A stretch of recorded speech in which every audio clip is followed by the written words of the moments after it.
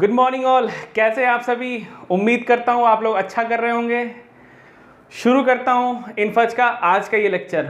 और आज के लेक्चर में हम एक नए चैप्टर की शुरुआत करने जा रहे हैं। इनफैक्ट आज के लेक्चर में हम क्लास 12th की स्टार्ट करने जा रहे हैं, क्लास 12th को स्टार्ट करने जा रहे हैं। और क्लास 12th का जो पहला चैप्टर है, क्लास 12 का जो पहला लेक्चर है, वो अपन अब स्टार्ट करने वाले हैं। और जैसा कि आप देख सकते हो मेरे पीछे उस चैप्टर का नाम भी लिख रखा है। देखिए मैं इसको हाईलाइट कर देता हूँ। चैप्टर का नाम है इलेक्ट्रोस्टैटिक्स। इलेक्ट्रोस्टैटिक्स जो चैप्टर है ना भाई, वो दो वर्ड से मिलकर बना है। एक तो आपका इलेक्ट्रो अलग यहाँ से यहाँ, और दूसरा स्टैटिक्स यहाँ से यहाँ। तो स्टैटिक्स का मतलब सबको पता है। स्टैटिक्स का मतलब क्या होता है? रेस्ट होता है। पता है कि नहीं पता? ऑब्वियसली पता है। तो आइए देखते हैं इलेक्ट्रोस्टैटिक्स का मतलब क्या होता है। लिख रखा मैंने पहले से, यहाँ पे टाइम सेव करने के हिसाब से मैंने थोड़ा पहले से लिख रखा, कुछ काम कर रखा, ताकि आपका और मेरा दोनों का समय बचे। तो इलेक्ट्रोस्टैटिक्स क्या होता है? Electrostatic is study of phenomena related to charge at rest. Charge rest, ये दो वर्ड पे फोकस करने वाले अपन। क्या फोकस करने वाले? Charge at rest. यानी कि जब चार्ज रेस्ट पर होगा तो उससे रिलेटेड जो भी फिजिकल फेनोमेना होने वाले हैं, उस सब की स्टडी जिस ब्रांच ऑफ फिजिक्स के अंदर या जिस चैप्टर के अंदर अपन करने जा रहे हैं वो है इलेक्ट्रोस्टैटिक। स्टैटिक मतलब एट रेस्ट।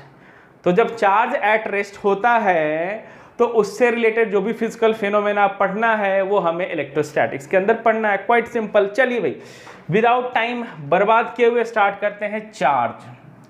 ओवरऑल चैप्टर को मैंने डिफरेंट सेक्शन के अंदर डिवाइड कर रखा है। तो पहला सेक्शन आज के लेक्चर के अंदर अपन कंप्लीट करने की कोशिश करेंगे। पहला जो सेक्शन है वो है चार्ज, और चार्ज को अपन यहाँ पे डिफाइन कर रहे हैं।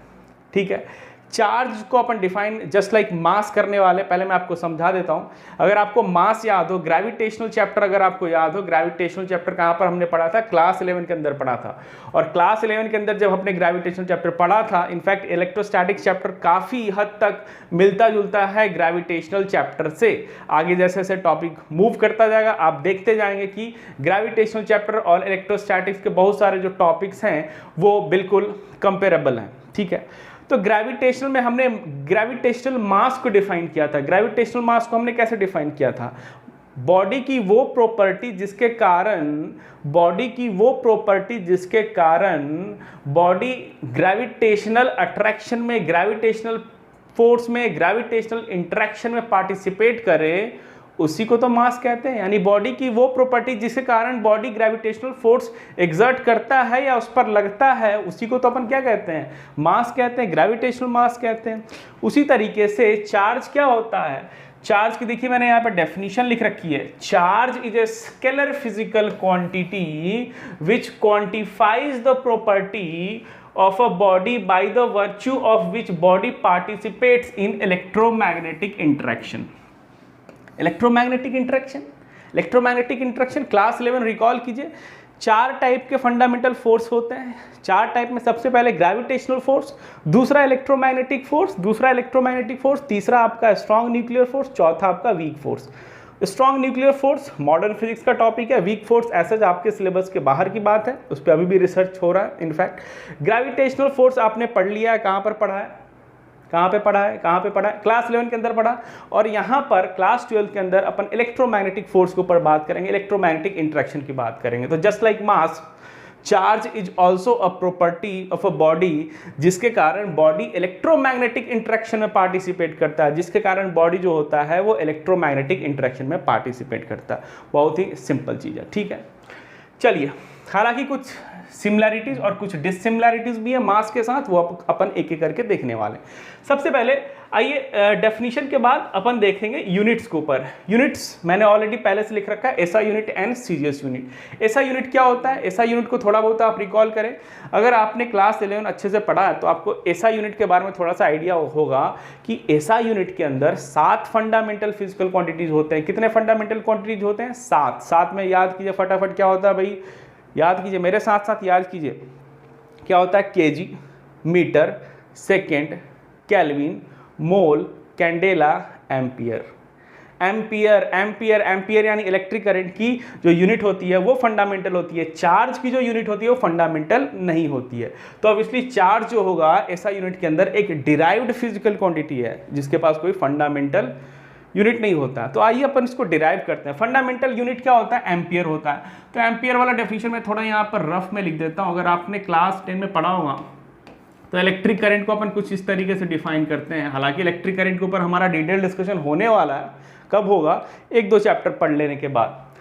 तो ये क्या है? Delta Q upon delta T, मतलब चार्ज अपॉन टाइम बेसिकली। और करंट की जो यूनिट होती है वो हमें पता है क्या होता है? एम्पियर होता है। ये फंडामेंटल यूनिट है एम्पियर। चार्ज की हमें निकालनी है, चार्ज की फंडामेंटल आपको यूनिट निकालनी है और टाइम का कितना होता है? सेकेंड होता है। मल्टीप्लाई कर देंगे आप तो चार्ज की जो फंडामेंटल यूनिट नहीं, डिराइव्ड यूनिट जो होगा वो कितना होगा? Ampere into second. Ampere into second यहीं पे लिख लेते हैं भाई, इधर स्पेस नहीं है शायद, इधर मैं लिख लेता हूँ। कहाँ गया भाई? हाँ, तो ये ऊपर सेकेंड आ गया और इसको अपन लिख सकते हैं एम्पियर इंटू सेकेंड। दिख गया? बहुत सिंपल सी चीज़ है। तो चार्ज की जो यूनिट हो जाएगी वो क्या हो जाएगी? Ampere into second. मैं यहाँ पे लिख लेता हूँ, ऐसा यूनिट की बात करूँ तो मैं लिखूंगा एम्पियर इंटू सेकेंड। अब ये एम्पियर इंटू सेकेंड अपन बहुत रेयरली प्रैक्टिकल यूज करते हैं। अगर आप लिटरेचर वगैरह फॉलो करते हो तो आपको पता चल जाएगा कि एम्पियर सेकेंड अपन चार्ज के लिए बहुत रेयरली यूज करते हैं। रैदर अपन कुलम्ब वर्ड का इस्तेमाल करते हैं। कुलम्ब एक साइंटिस्ट थे जिसके ऊपर हमारा डिस्कशन नेक्स्ट क्लास के अंदर होगा होपफुली। और कुलम्ब एक साइंटिस्ट का नाम था। कुलम्ब साइंटिस्ट को ऑनर करने के लिए, कुलम्ब साइंटिस्ट को ऑनर करने के लिए ये जो एम्पियर इंटू सेकेंड आता है उसी को अपन कुलम्ब कहते हैं। और कुलम्ब का सिंबॉलिक रिप्रेजेंटेशन कितना होता है? C होता है। ठीक है, अगर आपको याद हो इलेक्ट्रॉन के ऊपर मैं अगर आपसे चार्ज पूछता हूँ तो आप क्या बोलते हैं? इलेक्ट्रॉन के ऊपर जो चार्ज होता है वो कितना होता है? अगर आपको याद हो, निगेटिव वगैरह साइन तो आपको पता ही है, बाद में बात करेंगे उसके ऊपर। 10⁻⁻19 कुलम्ब। कुलम्ब कुलम्ब क्या होता है? ऐसा यूनिट होता है जो कि जिसके पीछे आपके पास क्या है? Ampere into second. ठीक है, समझ में आ गया यहाँ तक? उसके बाद अपन बात करेंगे सीजीएस यूनिट की। ऐसा यूनिट तो हमने बात कर लिया भाई। अब अपन बात करेंगे सीजीएस यूनिट के ऊपर। जो सीजीएस यूनिट होता है ना भाई, अनलाइक ऐसा यूनिट, यहाँ पर क्या होता है? जैसे अपन क्लास 12 में इलेक्ट्रोडायनेमिक्स इलेक्ट्रोमैग्नेटिज्म की बात करते हैं तो सीजीएस यूनिट के यहाँ पर 2 ब्रांच ओपन हो जाते हैं।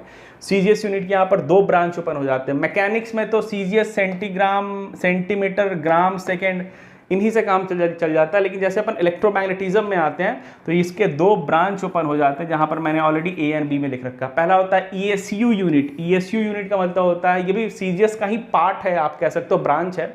और ईएसयू का मतलब होता है इलेक्ट्रोस्टैटिक यूनिट। क्या मतलब होता है इसकी? Electrostatic unit. और ईएमयू का मतलब होता है इलेक्ट्रोमैग्नेटिक यूनिट। तो सीजीएस की 2 ब्रांच है। इलेक्ट्रोस्टैटिक यूनिट में जो चार्ज का यूनिट होता है वो मैं आपको यहाँ पर लिख रहा हूँ, वो होता है आपके पास स्टैटिक कूलम। क्या होता है? Static coulomb. इसको आप याद रख लीजिए क्योंकि मैंने भी याद रखा है, फैक्ट है, बस आप याद रख लीजिए। ऐसे ही रॉब झाड़ने के लिए कोई प्रैक्टिकली बहुत ज़्यादा यूज़ नहीं आता, कभी कभार हो सकता है कोई आपसे पूछ ले। स्पेस बनाते हैं भाई, थोड़ा सा कर लेते हैं यहाँ पे रफ। आइए इसको हटाया जाए। ठीक है, स्पेस बन गया। अब स्टैटिक कूलम की जो वैल्यू होती है वो एसआई यूनिट यानी कूलम में जो होती है लगभग 3.3 × 10⁻⁻10 कूलम होता है। याद रख सकते हैं आप इसको। और ईएमयू यूनिट में यानी इलेक्ट्रोमैग्नेटिक यूनिट में जो चार्ज की जो यूनिट होती है उसको अपन एब्सोल्यूट कूलम कहते हैं। Absolute coulomb, absolute coulomb. कोई चीज अपन यहाँ पे छोड़ने वाले नहीं है भाई, एक एक चीज को पढ़ने वाले हैं। ठीक है ना? वैसी वैसी चीज पढ़ेंगे जो कि आपके लिटरेचर में नहीं दे रखा होगा। ठीक है ना? लेकिन आपके काम की, आपके फायदे की चीज होगी। तो 1 एब्सोल्यूट कूलम जो होता है वो 10 कूलम के आसपास होता है। ठीक है, तो ये 2 आप इस तरीके से याद रखिएगा। हालांकि अपना काम तो कूलम से ही ज़्यादातर बन जाता है। ठीक है, चलिए अब अपन बात करेंगे प्रॉपर्टीज ऑफ चार्ज के ऊपर। भाई कि चार्ज के पास कुछ कुछ प्रॉपर्टीज होते हैं, मास से थोड़ा सा मिलता जुलता, मास से थोड़ा सा अलग। आइए देखते हैं, एक एक करके देखते हैं। ये है आपके पास प्रॉपर्टीज ऑफ चार्ज। सबसे पहले प्रॉपर्टीज की बात करेंगे। Charge is always associated with mass, यानी चार्ज जो होगा वो हमेशा मास के साथ आएगा। यानी बिना मास के चार्ज एग्जिस्ट ही नहीं कर सकता। जैसे अगर अपन प्रोटॉन की बात करें या इलेक्ट्रॉन की बात करें तो उसके पास मास भी है और चार्ज भी है। ऐसा कोई भी पार्टिकल अब तक नहीं फाइंड किया गया है जिसके ऊपर चार्ज है पर मास नहीं है। यानी मास हमेशा चार्ज के साथ आएगा, जहां जहां चार्ज आएगा वहां वहां मास आएगा। बहुत ही सीधी सी बात है। वही चीज मैंने यहाँ पे लिख रखा है, charge is always associated with mass. ठीक है ना, बिना मास के चार्ज नहीं आएगा। लेकिन इसका वाइसी वर्सा, इसका उल्टा, इसका रिवर्स पॉसिबल है। इसका रिवर्स पॉसिबल है, यानी कि कोई एक ऐसा बॉडी होगा जिसके ऊपर चार्ज नहीं हो सकता पर मास होगा। जैसे न्यूट्रॉन हो गया, न्यूट्रॉन के ऊपर हमें पता है न्यूट्रॉन के ऊपर कोई भी चार्ज नहीं होता लेकिन मास होता है। ठीक है ना। लेकिन अगर इलेक्ट्रॉन की बात करें तो उसके पास चार्ज भी होता है, मास भी होता है। तो चार्ज को अपन मास से सेपरेट नहीं किया जा सकता, इस चीज को आप ख्याल रखिएगा। तो ये एक प्रॉपर्टीज था। दूसरी प्रॉपर्टीज की बात करेंगे, टाइप्स ऑफ चार्ज। देखिए मास के पास कोई टाइप नहीं होता। मास हालांकि अपन पढ़ते हैं ग्रेविटेशनल मास, इनर्शियल मास, हमने क्लास 11 के अंदर पढ़ा है। दो अलग अलग वर्ड आपने अगर लिटरेचर पढ़ा होगा तो आपको मिला होगा, ग्रेविटेशनल मास, इनर्शियल मास। तो हिस्टोरिकली दोनों को अलग अलग डिफाइन किया गया था, लेकिन बाद में आने वाले साइंटिस्टों ने दोनों को एक ही फिजिकल क्वांटिटी जस्ट मास बनाया था। लेकिन यहाँ पर चार्ज के टाइप्स होते हैं। चार्ज के टाइप्स होते हैं भाई, नेचर में दो टाइप पाए गए हैं, यहाँ पर मैं लिख देता हूँ। एक को अपन कहते हैं पॉजिटिव चार्ज, जो कि प्रोटॉन के ऊपर होता है, याद कीजिए। और दूसरे को अपन कहते हैं निगेटिव चार्ज। एकदम तसल्ली से आराम से अपन पढ़ने वाले हैं। तो positive charge and negative charge, ये दो टाइप्स ऑफ चार्ज होते हैं। और आपको ये भी पता होगा कि लाइक चार्ज जो होता है वो एक दूसरे को रिपेल करता है और अनलाइक चार्ज एक दूसरे को अट्रैक्ट करता है। वो तो आप क्लास 8-9 से ही पढ़ते आ रहे हो, तो आपको इतना तो पता होगा कि अनलाइक मास चार्ज दो टाइप के होते हैं, एक को कहते हैं पॉजिटिव, दूसरे को कहते हैं निगेटिव। ठीक है ना। और लाइक चार्ज जो होते हैं एक दूसरे को रिपेल करते हैं और अनलाइक चार्ज एक दूसरे को अट्रैक्ट करते हैं। ठीक है, सिंपल। देखिए नोट्स आप लोग भी बनाते रहिए, जो जो पॉइंट्स अगर आपको इंपॉर्टेंट लग रहा है मेरे लेक्चर के अंदर वो जरूर नोट कीजिए, और बोर्ड पर जो लिखा हुआ है वो तो नोट करना ही करना है। ठीक है ना। वीडियो लेक्चर के थ्रू अगर आप रिजल्ट देना चाहते हो, एक सक्सेसफुल मार्क्स लेके आना चाहते हो, कॉम्पिटिटिव को फोड़ना चाहते हो, तो नोट्स बनाना मस्ट है। ठीक है ना। वीडियो लेक्चर जब आप सब्जेक्ट को पहली बार अप्रोच कर रहे होते या आपके पास सफिशिएंट टाइम होता है तब ये काम आता है।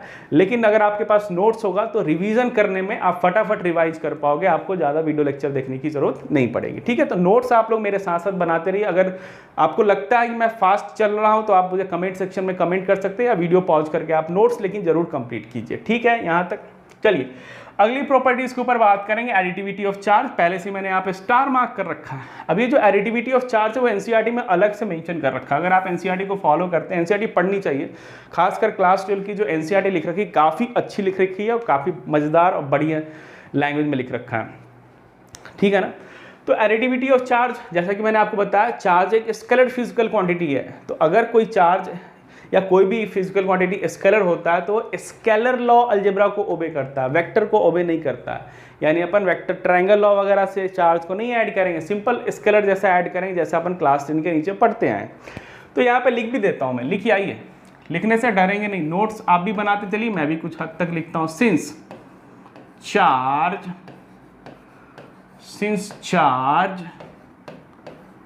is a scalar quantity, since charge is a scalar quantity, since charge is a scalar quantity, it obeys a scalar rule of addition, a scalar law of addition या scalar rule of addition, जो कि अपन by default पढ़ते आ रहे हैं class 10 के नीचे, rule of addition. Smart board लिया, इस पर थोड़ा सा अभी ग्रिप बनने में टाइम लग जाएगा, लिख रहा हूँ, पहली बार ही लिख रहा हूँ, तो राइटिंग को आप थोड़ा टाइमिंग आप थोड़ा सा एडजस्ट करके चलेंगे, धीरे धीरे राइटिंग मेरी अच्छी होने लगेगी इसके ऊपर। ठीक है ना। तो चार्ज एक स्केलर क्वांटिटी है तो ये ओबे करता है स्केलर रूल ऑफ एडिशन। जैसे मान लीजिए आपके पास कोई सिस्टम है, सिस्टम के ऊपर मान लीजिए आपके पास 3 चार्ज पार्टिकल हैं, एक +5 कूलम का अपन ले लेते हैं, दूसरा आपके पास -2 कूलम का ले लेते हैं, और तीसरा आपके पास ले लेते हैं -8 कूलम। और आपसे पूछता है सिस्टम के ऊपर नेट चार्ज कितना होगा, सिस्टम के ऊपर नेट चार्ज कितना होगा। तो आप आसानी से क्या करेंगे, स्केलर एडिशन को यूज करेंगे, +5 coulomb minus of 2 coulomb minus of 8 coulomb. कितना आ जाएगा बताइए भाई, फटाफट देखते बताइए। 5 माइनस 2 की वैल्यू कितनी हो जाएगी, 3 माइनस 8 कितना आ जाएगा, माइनस ऑफ 5। तो सिस्टम के ऊपर नेट चार्ज कितना होगा, माइनस ऑफ 5 कूलम होगा। समझ में आ गया, बढ़िया। तो सिंपल एडिटिविटी ऑफ चार्ज का मतलब होता है कि आपको स्केलर की तरह ऐड कर देना है। चलिए अगले पेज की ओर चलते हैं, अगले प्रॉपर्टीज की ओर, वो है conservation of charge. Conservation word आप लोग ऑलरेडी फेमिलियर है, क्लास लेवल में आपने पढ़ा होगा, कंजर्वेशन लॉज पढ़ा होगा आपने, कंजर्वेशन ऑफ लीनियर मोमेंटम पढ़ा आपने, कंजर्वेशन ऑफ मैकेनिकल एनर्जी पढ़ा आपने, कंजर्वेशन ऑफ एंगुलर मोमेंटम भी पढ़ा था। उसी तरीके से कंजर्वेशन ऑफ चार्ज के ऊपर अपन बात करेंगे। यहाँ पर ये ऊपर क्यों चला गया भाई, और आप साइड में क्यों आ गए। हाँ चलिए, तो कंजर्वेशन ऑफ चार्ज पे फोकस करेंगे। कंजर्वेशन मतलब क्या होता है कि अगर आपके पास कोई आइसोलेटेड सिस्टम है, तो आइसोलेटेड सिस्टम में सिस्टम के अंदर नेट चार्ज जो होगा वो कांस्टेंट होगा, कंजर्व होगा। ठीक है, क्या मैंने बोला, आइए उसको लिख लेते हैं, लिखते रहिए भाई। क्या बोला मैंने, in an isolated system, in an isolated system. Isolated का मतलब बाहर से कोई मतलब नहीं है, अंदर से कोई बाहर और बाहर से कोई अंदर ना आ सके, वो वाला system. In an isolated system, in an isolated system net charge, यहां पे लिख देते हैं नेट चार्ज ऑफ सिस्टम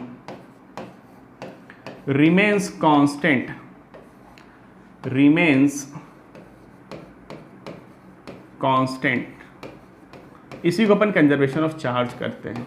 और आगे जब अपन कैपेसिटेंस वगैरह पढ़ेंगे आने वाले चैप्टर में, तो इस चीज़ का बहुत इस्तेमाल किया जाएगा अपने को। कंजर्वेशन ऑफ चार्ज इंपॉर्टेंट है ये भी। ठीक है, जैसे मान लीजिए आपके पास एक सिस्टम है, समझने की कोशिश करते हैं। इसके पास मान लीजिए 2 चार्ज पार्टिकल सिस्टम है आपके पास, एक है +5 कूलम का और दूसरा आपके पास है -2 कूलम का। समहाउ ये दोनों चार्ज पार्टिकल जो है वो आपस में इंटरेक्ट कर रहे हैं, और इंटरेक्ट करके ये 3 चार्ज पार्टिकल में डिवाइड हो गए। एक के पास आ गया -2 कूलम, दूसरे के पास आ गया +8 कूलम, +8 कूलम, और आपसे पूछता है कि तीसरे के पास x कूलम है, तो x की वैल्यू बताइए। तो अपन इस टाइप के प्रॉब्लम को सॉल्व करने के लिए कंजर्वेशन ऑफ चार्ज का इस्तेमाल करते हैं। देखिए सिस्टम मतलब आइसोलेटेड है, मतलब बाहर से कोई लेना देना नहीं है। 2 से 3 पार्टिकल हो गए, वो आपस में इंटरेक्शन की वजह से हुए होंगे, बाहर से नहीं इंटरेक्शन हुआ होगा। तो अगर अपन चार्ज, इनिशियल चार्ज फाइनल की बात करें, तो इनिशियल चार्ज कितना है भाई, +5 कूलम -2 कूलम कितना है इनिशियल चार्ज। यहाँ पर चार्ज को अपन क्यू लेटर से भी रिप्रेजेंट करते हैं, इस तरीके से मास को अपन स्मॉल m या कैपिटल M से रिप्रेजेंट करते हैं, उसी तरीके से चार्ज को भी अपन स्मॉल q या कैपिटल Q से रिप्रेजेंट करते हैं। इस चीज़ का हैबिट डेवलप करेंगे अपन। देखिए तो सिस्टम के अंदर इनिशियल चार्ज कितना था, +5 -2, +5 -2 का मतलब कितना हो गया, 3 कूलम लिख लीजिए यहाँ पर। और फाइनल मतलब -2 + 8, -2 + 8 की वैल्यू कितनी हो जाएगी, -6 कूलम, और +x कूलम आपसे पूछा गया है। तो यहाँ से x की वैल्यू कितनी आ जाएगी, 6 को इस साइड लेंगे तो कितना आ जाएगा, 9 कूलम आ जाएगा। ये आंसर हो गया। तो भले आपके पास नंबर ऑफ पार्टिकल कांस्टेंट नहीं रहेगा, कंजर्व नहीं रहेगा, लेकिन चार्ज आपके पास कांस्टेंट रहने वाला है। सही लिखा क्या, नहीं कुछ लगता है गड़बड़ हो गया। +5 - 3 लिखा और 8 - 2 यहाँ पर +6 कूलम होगा। भाई ये कुछ गड़बड़ी हुआ था, तो गड़बड़ी यहाँ पर तो कितना आ जाएगा भाई, इसकी वैल्यू बताइए। देखिए 5 - 2 कितना लिख दिया, 3 कूलम लिखा, और -2 + 8 - 2 कितना हो गया, 6 कूलम हो गया। तो यहाँ से x की वैल्यू कितनी आ गई, -3 कूलम। अब सही है, चेक कर लीजिए, ठीक है ना। अब आपके पास ये सही है, -3 - 2 8 - 5 हो गया 3, सही लिखा। चलिए अगले प्रॉपर्टीज के ऊपर आते हैं। अगला प्रॉपर्टीज है क्वांटाइजेशन ऑफ चार्ज। क्वांटाइजेशन का मतलब क्या होता है, क्वांटाइजेशन का मतलब होता है कि जो चार्ज होता है ना, वो कंटिन्यूअसली डिस्ट्रीब्यूटेड नहीं होता है। अनलाइक मास, चार्ज जो होता है डिस्क्रीट छोटे पार्टिकल से मिलकर बना होता है, छोटे स्टेप्स से मिलकर बना होता है। उसी को अपन कहते हैं क्वांटाइजेशन ऑफ चार्ज। जैसे दुनिया के जितने भी आपके पास बॉडी है, दुनिया के जो भी बॉडी के ऊपर आप फोकस करोगे ना, तो वो तो आइदर डिस्क्रीट होगा यानी अलग थलग होगा, या कंटिन्यूअस होगा। जैसे आपको एग्जांपल के थ्रू समझाता हूँ। जैसे मान लीजिए आपने सैंड ले लिया, सैंड यानी बालू, ठीक है ना। बालू को अगर आप लेते हो अपने मुट्ठी में इस तरीके से भर लो,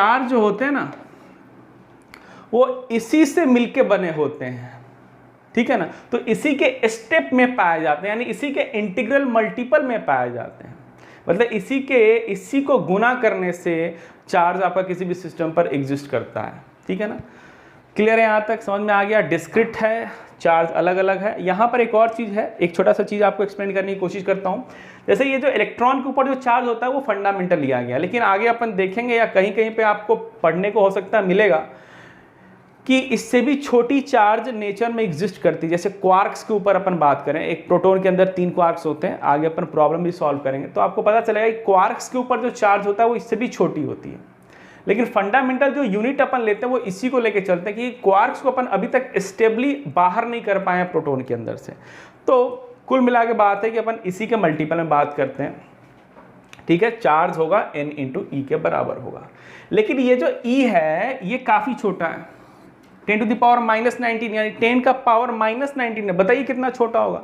तो अब ये इतना छोटा है चूंकि, तो अपन क्या करते हैं प्रैक्टिकल पर्पसेस के लिए क्वांटाइजेशन को अपन नेग्लेक्ट कर देते हैं, प्रैक्टिकल यानी कि न्यूमेरिकल पर्पसेस के लिए। तो जैसे मान लीजिए अपन अगर सैंड की बात करें तो सैंड, अगर मैं सैंड को कोई चींटी देखता है, एग्जाम्पल बता रहा हूँ, सैंड जो है बालू है, सैंड को अगर कोई चींटी दिखता है तो उसको सैंड बड़े बड़े साइज के दिख रहे होंगे, उसका जो स्टेप है, जो साइज है वो बड़ा बड़ा होगा। लेकिन हमारे लिए सैंड का साइज कितना है, बहुत ही छोटा, बहुत ही छोटा है। तो हमारे लिए अगर मैं सैंड को लेता हूं तो मुझे पता है कि ये डिस्क्रीट है, लेकिन अगर मैं काफ़ी दूर लेकर जाऊंगा तो मुझे वो कंटिन्यूअस मास डिस्ट्रीब्यूशन जैसा दिखेगा। तो वही मैं कह रहा हूं कि अगर माइक्रोस्कोपिकली बात करें तो charge no doubt obviously integral multiple of electronic charge के फॉर्म में वो एग्जिस्ट करता है। लेकिन प्रैक्टिकली या न्यूमेरिकली बात करें तो अपन इस स्टेप को, इस क्वांटाइजेशन को अपन नेग्लेक्ट कर सकते हैं क्योंकि ये काफ़ी छोटा है, ठीक है ना। समझ रहे हो मेरी बात। मैं लिख देता हूं यहाँ पे, practically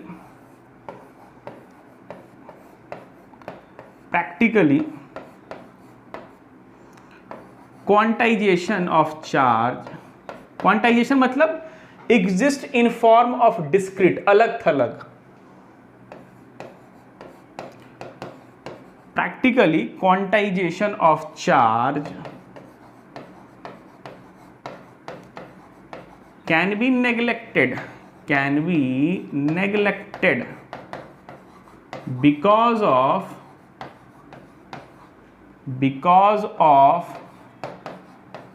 very small value of E।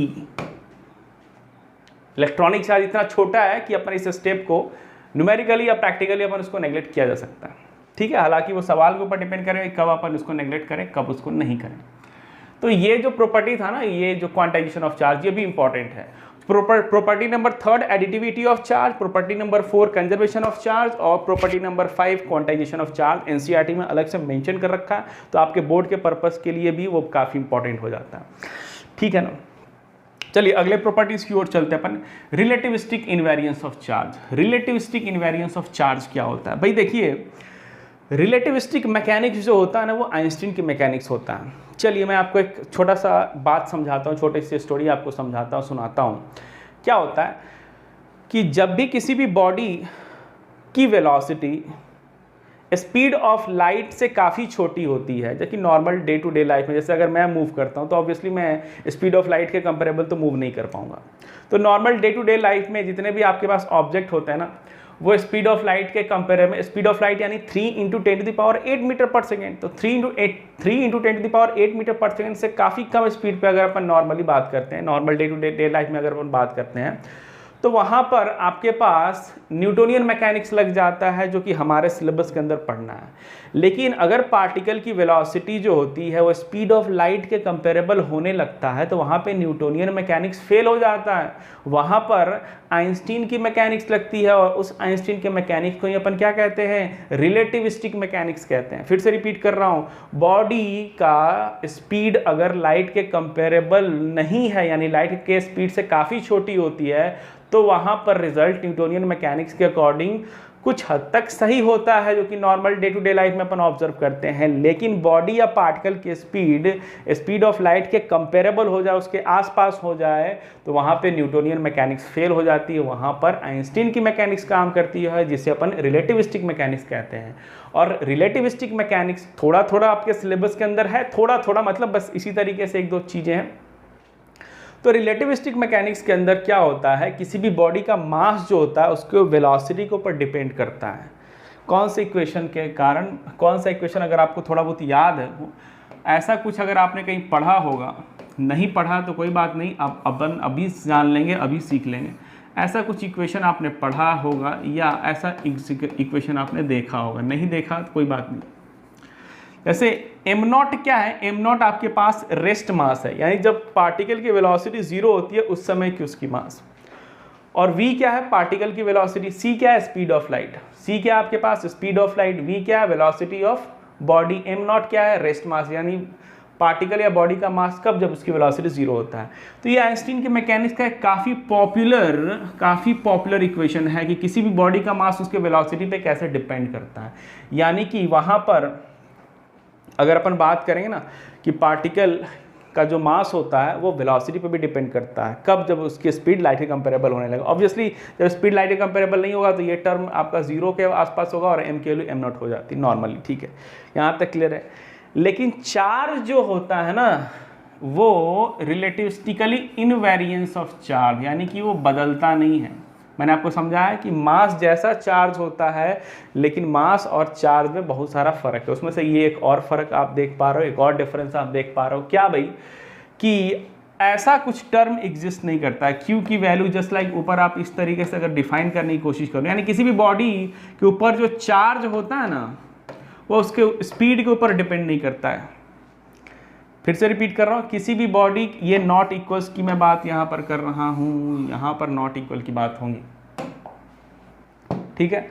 तो मास भले वेलोसिटी के ऊपर डिपेंड करता है, पर चार्ज जो होता है वो वेलोसिटी के ऊपर डिपेंड नहीं करता। इसी को अपन कहते हैं रिलेटिविस्टिक इनवेरियंस ऑफ चार्ज, यानी चार्ज किसी भी बॉडी का उसके वेलोसिटी पर, बॉडी के वेलोसिटी पर डिपेंड नहीं करता। तो ये 6 बेसिक प्रॉपर्टीज़ हैं, ये होपफुली आपको समझ में आ गया होगा। ठीक है, थोड़ा सा थ्योरेटिकल चैप्टर है इलेक्ट्रोस्टैटिक्स का। देखिए, अपन जब भी कोई चीज़ की शुरुआत करते हैं ना तो समय देना पड़ता है, टाइम देना पड़ता है। क्लास 12 का हमने स्टार्ट किया इस चैप्टर के साथ, और क्लास 12 का फाउंडेशन आपको बनाना है, बेस बनाना है। तो इस चैप्टर पे ऑब्वियसली थोड़ा बहुत थ्योरी आपको पढ़ना पड़ेगा।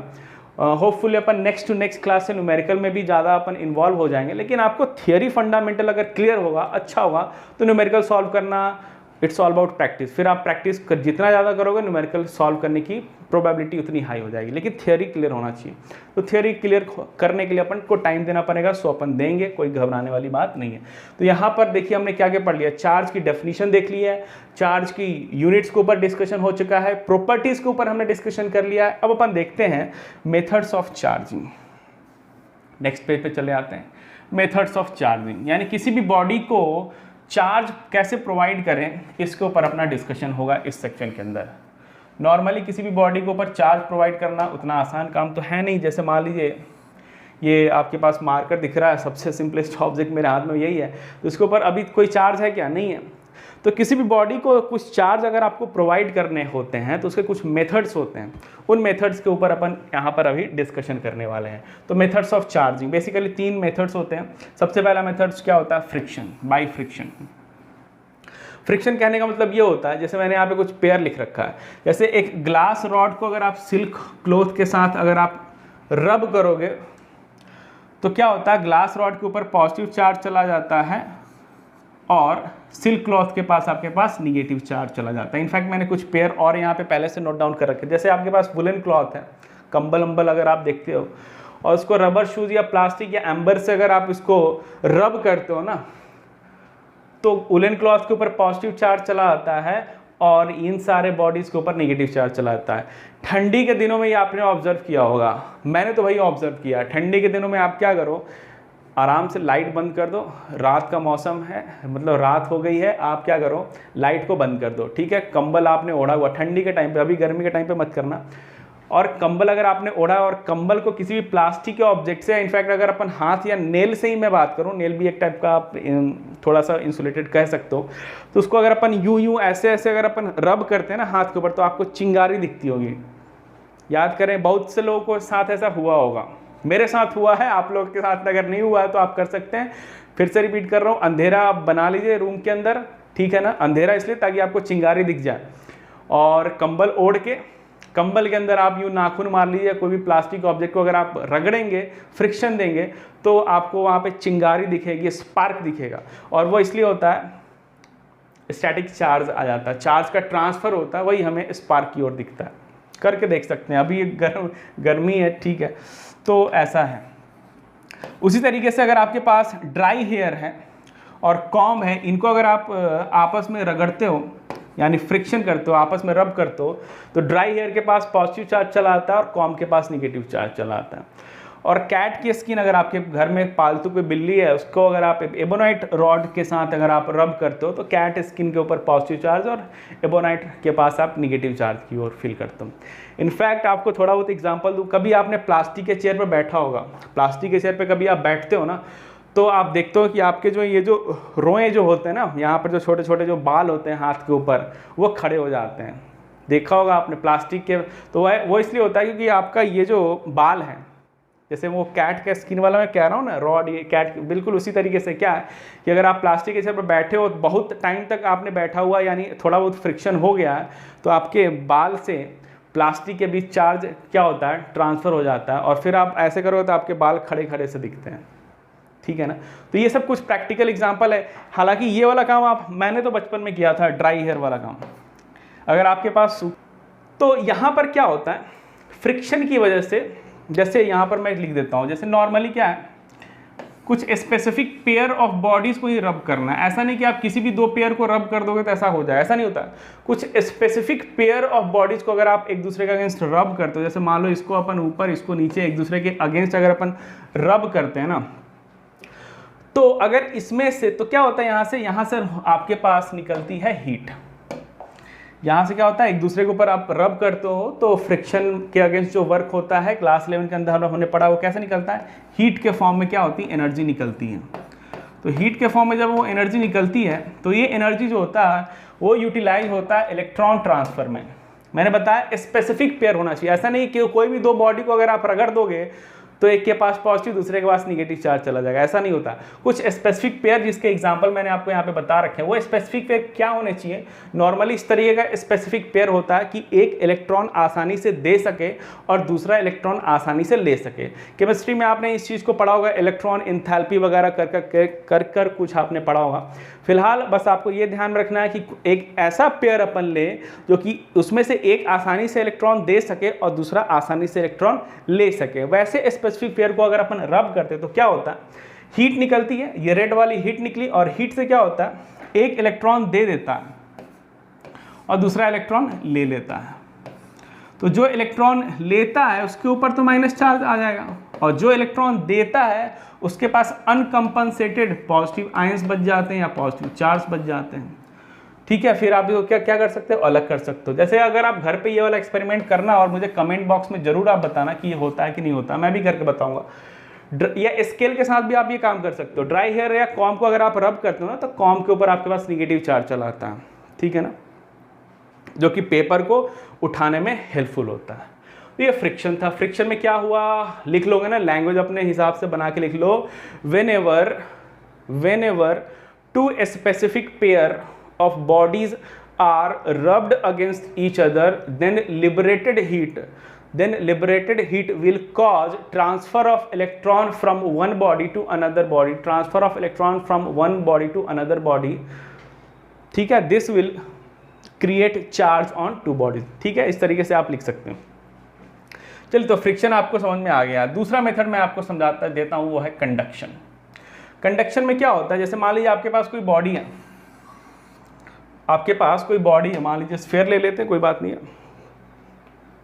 ठीक है, स्फीयर ले लिया। स्फीयर के ऊपर आपके पास सपोज कीजिए समहाउ पहले से कुछ चार्ज है। स्फीयर के ऊपर क्या है, पहले से कुछ चार्ज है। अब इस स्फीयर के आसपास या कोई सी बॉडी के आसपास अगर मैं कोई दूसरे बॉडी को टच करा दूं, किसी दूसरे बॉडी को अगर मैंने टच करा दिया, ठीक है ना, दूसरे बॉडी को अगर मैंने टच कराया, तो अब देखिए फंडामेंटली क्या होता है। फंडामेंटली मुझे पता है कि कोई भी नॉर्मली कंडक्टर के ऊपर अपन बात करते हैं कि कंडक्टर इंसुलेटर का आपको आइडिया होगा। कंडक्टर वैसे बॉडीज होता है जिसके अंदर फ्री इलेक्ट्रॉन्स बहुत होते हैं। फ्री इलेक्ट्रॉन्स मतलब जो सबसे बाहरी शेल में जो इलेक्ट्रॉन्स होते हैं वो फ्रीली अवेलेबल होते हैं कंडक्शन में पार्टिसिपेट करने के लिए, उसको कंडक्टर कहते हैं। और जिनके पास फ्री इलेक्ट्रॉन की कमी होती है उसको अपन क्या कहते हैं, इंसुलेटर कहते हैं। तो यहाँ पर अपन बाय डिफॉल्ट कंडक्टर की ही बात कर रहे हैं। जैसे मान लीजिए आपके पास एक कंडक्टर के ऊपर पॉजिटिव चार्ज है समहाउ, यानी आपने वहाँ से इलेक्ट्रॉन को निकाल लिया है और दूसरे को अगर आपने उसके ऊपर चिपकाया तो क्या होता है कि इसके पास क्या है, इसके पास भी अगर मैं बात करूं तो पॉजिटिव चार्ज भी है और साथ में निगेटिव चार्ज भी है। पॉजिटिव आयंस है, उसके आसपास इलेक्ट्रॉन मूव कर रहे हैं। तो ये जो इलेक्ट्रॉन होते हैं वो क्या करते हैं, इसके पास खींचे चले जाते हैं। क्योंकि मैंने आपको समझाया है, क्या समझाया भाई, क्या समझाया मैंने आपको कि लाइक चार्ज होता है वो रिपेल करता है और अनलाइक चार्ज अट्रैक्ट करता है। तो यहाँ पर चूंकि पॉजिटिव चार्ज है, यहाँ पर भी निगेटिव चार्ज है, तो ये निगेटिव चार्ज उस पॉजिटिव से अट्रैक्ट हो जाते हैं। उसके लिए ये और ये लगभग बराबर होते हैं, ठीक है ना। यहाँ पर देखिए आपस में यहाँ भी इलेक्ट्रॉन है, यहाँ पर भी इलेक्ट्रॉन है, ये भी रिपल्सन होगा तो दूर जाने की टेंडेंसी होती है। तो ये इलेक्ट्रॉन, इसको क्या होता है, आपस में इलेक्ट्रॉन रिपल्सन करते हैं और बाहर वाला जो पॉजिटिव चार्ज है वो क्या करता है, उसको खींच लेके जाता है। तो कुछ इलेक्ट्रॉन, सारा इलेक्ट्रॉन नहीं जाएगा ऑब्वियसली, कुछ इलेक्ट्रॉन जो होते हैं वो यहाँ से यहाँ चले जाते हैं। और जब वो वहाँ से यहाँ चले जाते हैं तो वहाँ का चार्ज कुछ कम कर देते हैं, जैसे मैंने यहाँ पर बनाया, तो वहाँ का चार्ज कुछ कम कर देते हैं और यहाँ पे कुछ चार्ज वो क्रिएट कर जाते हैं। तो इस तरीके से लेफ्ट वाला जो बॉडी था जिसके ऊपर पहले से कुछ चार्ज नहीं था उसके ऊपर भी पॉजिटिव चार्ज चलाया, ठीक है। तो ट्रांसफर जो होता है टचिंग की वजह से, यहाँ जो हो रहा है फिजिकल एक टच हो रहा है, यहाँ पर भी आप देखो एक फिजिकल टच हो रहा है। तो दो कंडक्टर को अगर आप टच कराते हो तो चार्ज रीडिस्ट्रीब्यूट हो जाता है, ठीक है ना, वही अट्रैक्शन रिपल्शन वाले फोर्स के करस्पॉन्डिंग। और इसका एग्जैक्ट फार्मूला वगैरह भी अपन डेवलप करेंगे। अभी तो सब्जेक्ट का जस्ट हमने स्टार्टिंग किया, जैसे जैसे अपन आगे बढ़ेंगे तो इस पर न्यूमेरिकल वगैरह भी सॉल्व करेंगे कि चार्ज रीडिस्ट्रीब्यूशन कैसे होता है, क्यों होता है, इसका फंडामेंटल लॉजिक क्या है इसके पीछे, वगैरह वगैरह सब चीज़ अपन डिस्कशन करने वाले हैं। हाँ ठीक है, तो कंडक्शन में क्या होता है, टच होता है। मतलब यहाँ पर मैं टच वर्ड को यहाँ पे लिख रहा हूँ, टचिंग होना जरूरी है। दो कंडक्टर, एक के पास चार्ज है दूसरे के पास चार्ज नहीं है, दोनों को टच करोगे तो दोनों चार्ज होता है, जिसके पास नहीं होता, जिसके पास होता है वहाँ से उसको मिल जाता है। बहुत ही कॉमन एग्जाम्पल मैं बात बताऊँ, इसको भी अगर आप फील करना चाह रहे हो तो वैसा करना मत, एग्जाम्पल बता रहा हूँ कि आपके घर में क्या है, इलेक्ट्रिसिटी सप्लाई हो रही है। इलेक्ट्रिसिटी आपके घर में सप्लाई है ना भाई, सबके घर में इलेक्ट्रिसिटी सप्लाई है, तो आप अपने हाथ को इलेक्ट्रिसिटी प्लग में डाल दो। ऐसा करना मत भाई, बस एग्जाम्पल बता रहा हूँ कॉमेडी के लिए कि आप क्या करो, अपने उंगलियों को प्लग के अंदर डाल दो तो आपको लग जाएंगे झटके, ठीक है ना। तो वहाँ पर जो चार्ज ट्रांसफ़र हुआ कहाँ से, किसके पास चार्ज होता है मुझे पता है, करंट अगर करंट बेसिकली क्या होता है, चार्ज का मूवमेंट। आपके घर के अंदर पावर सप्लाई है यानी इलेक्ट्रिक करंट अगर दौड़ रहा है यानी चार्ज मूव कर रहा है, और अगर आप उसको टच कर देते हो तो वहाँ से आपको झटके लगते हैं, यानी चार्ज वहाँ से आपके अंदर आना शुरू हो जाता है। सर्किट कंप्लीट होगा तो आपको झटके भी लगेंगे। तो जो चार्ज ऑफ ट्रांसफ़र हो रहा है प्लग को छूने से, टच करने से, वहाँ पर क्या हो जाता है, कंडक्शन होता है, ठीक है। तो ये कंडक्शन का बेसिक था, कंडक्शन में टच होना जरूरी होता है। तीसरे मेथड के ऊपर बात करते हैं। तीसरा method electrostatic induction. Electrostatic induction में क्या होता है, यहाँ पर टच नहीं होता है, यहाँ पर मैं लिख दूंगा विदाउट टचिंग। तो कंडक्शन और इंडक्शन में यही अंतर होता है, विदाउट टचिंग। यहाँ पर अपन टच नहीं करते हैं, यहाँ पर अपन टच नहीं करते हैं। कंडक्शन में अपन क्या करते हैं, टच करते हैं, वाकई फिजिकल टच होता है।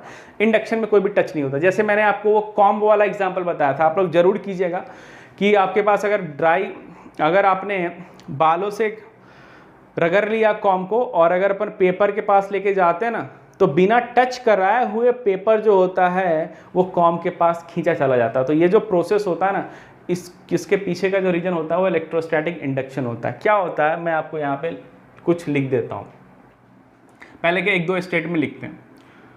Whenever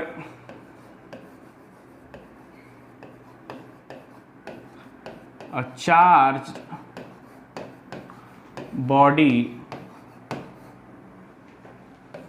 comes near to an uncharged body, then redistribution of charge takes place inside uncharged body.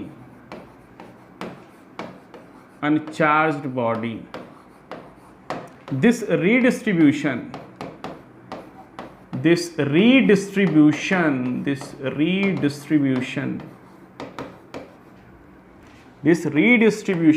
is called electrostatic induction. Conduction में फिजिकल टच होना चाहिए, वहाँ पर रास्ता अवेलेबल होना चाहिए, चार्ज का ट्रांसफर होता है। इंडक्शन में चार्ज का ट्रांसफर नहीं होता है, रेदर चार्ज का रीडिस्ट्रीब्यूशन होता है। फर्क है, कंडक्शन से फर्क है। आइए समझने की कोशिश करते हैं। जैसे मान लीजिए आपके पास एक न्यूट्रल बॉडी है और इसके आसपास आप एक चार्ज बॉडी लेके चले गए, इसके ऊपर मान लीजिए पॉजिटिव चार्ज है, कोई भी इवोनाइट रॉड या कोई भी आपने रॉड ले लिया। मैंने आपको स्ट्रक्चर समझा है, जनरली कंडक्टर के ऊपर प्लस भी होता है माइनस भी होता है। प्लस आयंस फिक्स होते हैं और आपके जो इलेक्ट्रॉन होते हैं कंडक्टर के ऊपर वो फ्रीली अवेलेबल होते हैं मूव करने के लिए।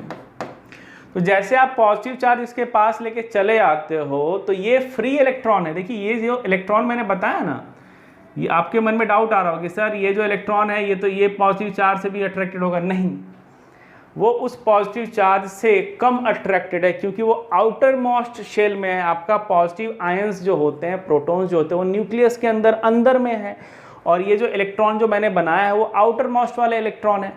तो इनमें आपस में इंटरेक्शन जो होता है काफ़ी कम होता है, तभी तो अपन इसको कंडक्टर कहते हैं कि these electron are readily free to move, ठीक है ना। तो जैसे आप कोई बाहर वाला पॉजिटिव चार्ज आता है ना, तो ये इलेक्ट्रॉन उसकी ओर खींचे चले जाते हैं। आपके आयंस मूव नहीं करते हैं, रादर इलेक्ट्रॉन मूव करते हैं। तो ये क्या होते हैं, यहाँ से जो आपके जो इलेक्ट्रॉन होते हैं ना इसके पास खींचे चले जाते हैं, और जहाँ इलेक्ट्रॉन खींचे चले जाते हैं वहाँ पर माइनस चार्ज आता है। देखिए यहाँ पर हालांकि टचिंग नहीं है, टच नहीं है तो इलेक्ट्रॉन जो होगा वो एयर में तो नहीं जा सकता है, तो वो क्या करेगा, सरफेस पे आकर अक्यूमुलेट कर जाएगा, और जहाँ से इलेक्ट्रॉन आएगा वहाँ पर क्या होगा, पॉजिटिव चार्ज छोड़ जाएगा। तो ये जो रीडिस्ट्रीब्यूशन हो गया, यानी चार्ज का रीडिस्ट्रीब्यूशन कैसे हुआ वो मैं यहाँ पर भी बना के दिखा देता हूँ। ये आपने पॉजिटिव चार्ज कोई रॉड लाया है किसी भी कंडक्टर के आसपास, तो जो कि ओवरऑल पहले न्यूट्रल था, अभी भी न्यूट्रल है, लेकिन यहाँ पर निगेटिव चार्ज, यहाँ पर पॉजिटिव चार्ज। ये निगेटिव क्या है, एक्स्ट्रा इलेक्ट्रॉन जो कि इस साइड अक्यूमुलेट हुए हैं, और ये पॉजिटिव चार्ज क्या है, जहाँ से इलेक्ट्रॉन मूव आउट हुए तो वो अनकम्पनसेटेड बच जाएगा, तो वहाँ पे चार्ज। तो चार्ज अलग थलग पड़ गया है, रीडिस्ट्रीब्यूट हो गया है। इसी रीडिस्ट्रीब्यूशन को अपन क्या कहते हैं, इंडक्शन कहते हैं, ठीक है ना। तो कंडक्शन में क्या होता है, जैसे अगर मैं इन दोनों को टच करा देता तो पॉजिटिव चार्ज यहाँ से यहाँ, मतलब पॉजिटिव चार्ज का मूवमेंट बेसिकली इलेक्ट्रॉन का अगेंस्ट मूवमेंट, यानी इलेक्ट्रॉन यहाँ से यहाँ मूव किया होगा, कुछ चार्ज इसको मिल जाते हैं, ठीक है ना। लेकिन कंडक्शन और इंडक्शन में फ़र्क ये होता है कि इंडक्शन में अपन क्या करते हैं, टच नहीं कराते हैं, और इंडक्शन में रीडिस्ट्रीब्यूशन होता है। ये चीज़ समझ में आया, तो इसी को अपन इंडक्शन कहते हैं, redistribution of charge inside neutral body because of presence of another body, charged body, ठीक है ना। तो इसको अपन इंडक्शन कहते हैं। तो इंडक्शन के हेल्प से आप नेट चार्ज नहीं दे सकते हो सिस्टम के ऊपर, आप नेट चार्ज नहीं दे सकते। देखो इस पर माइनस चार्ज भी है और पॉजिटिव चार्ज भी है, नेट चार्ज आपने इसके ऊपर अभी नहीं दिया है। तो नेट चार्ज देने के कुछ मेथड्स होते हैं, उसको अपन एक एक करके देखते हैं। देखिए फ्रिक्शन से आप नेट चार्ज दे सकते हो। फ्रिक्शन में भी क्या होता है, आप रब करते हो दो बॉडी को, तो एक के पास से इलेक्ट्रॉन गया, दूसरे को इलेक्ट्रॉन मिल गया, दो स्पेसिफिक पेयर है, तो एक के पास चार्ज, दूसरे के पास भी चार्ज। कंडक्शन में भी आपके पास एक बॉडी के ऊपर चार्ज था, दूसरे के पास नहीं था या कम था, दोनों को टच कराओगे, चार्ज बराबर नहीं, डिपेंडिंग ऑन उनके साइज एंड डायमेंशन क्या होते हैं, चार्ज वहाँ पर भी एक्सचेंज हो जाते हैं। यहाँ पर चार्ज एक्सचेंज नहीं हुआ, आपस में डिस्ट्रीब्यूशन हुआ, रीडिस्ट्रीब्यूशन हुआ। इस पर अभी भी नेट चार्ज कितना है, 0 है। लेकिन मुझे इस पर नेट चार्ज प्रोवाइड करने के लिए अपने को कुछ और अरेंजमेंट करना होता है, वो मैं आपको यहाँ पर बता देता हूँ। जनरली जो अरेंजमेंट होता है वो दो तरीके से अपन करते हैं। तो charging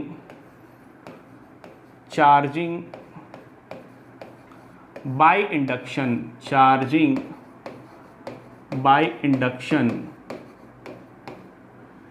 charging by induction, charging by induction. पहले में आप लिख लोगे यूजिंग 2 कंडक्टर्स।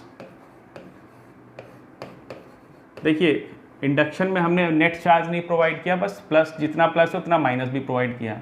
यूजिंग 2 कंडक्टर्स अपन नेट चार्ज प्रोवाइड कर सकते हैं। कैसे, उसको एक एक करके स्टेप समझते जाएंगे। यूजिंग 2 कंडक्टर्स, जैसे मान लीजिए आपके पास 2 कंडक्टर हैं, दोनों को मैंने टच नहीं करा, ये आपके पास इंसुलेटेड स्टैंड पे रखा हुआ ज़मीन के अंदर। ये स्टैंड है ब्लू कलर, मतलब ये जो लंबा सा आप देख रहे हो, ये आपके पास स्टैंड है, ज़मीन है, ये आपके पास कंडक्टर है, ठीक है। इसके पास भी चार्ज नहीं है, इसके पास भी चार्ज नहीं है, ठीक है।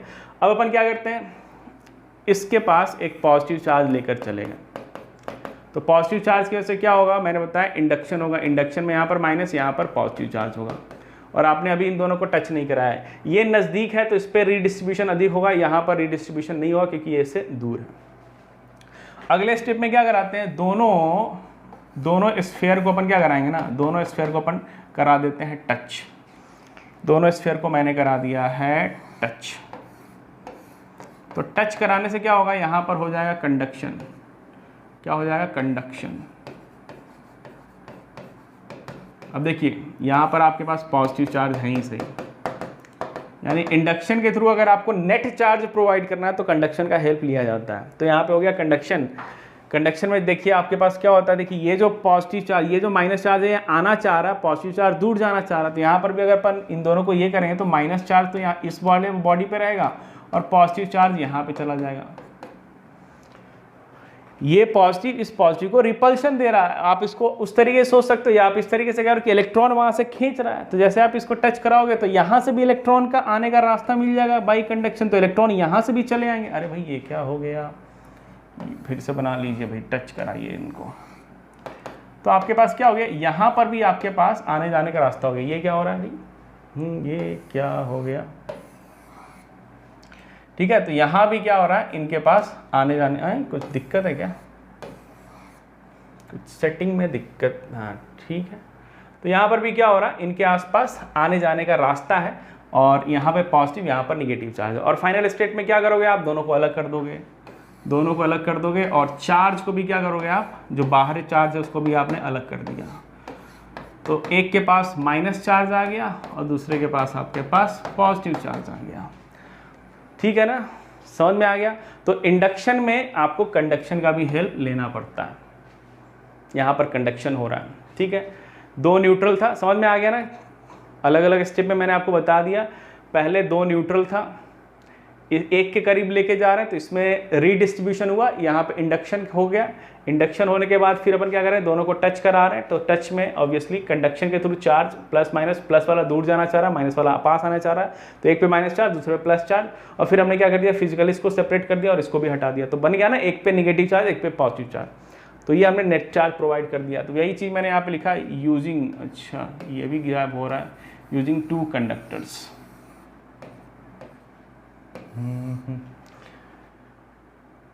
Using two conductors. चलिए अब अपन बात करेंगे बी नंबर पे फोकस करेंगे। अगला जो है using earthing. Using earthing, earthing का इस्तेमाल करते हुए अपन कैसे चार्ज प्रोवाइड कर सकते हैं। जैसे मान लीजिए आपके पास एक कंडक्टर है और अब की बार आपके पास दूसरा कंडक्टर अवेलेबल नहीं है, तो दूसरे कंडक्टर की जगह अपन किसका इस्तेमाल करते हैं, अपन इस्तेमाल करते हैं अर्थ का। अर्थ भी बेसिकली आपका एक कंडक्टर की तरह बिहेव करता है।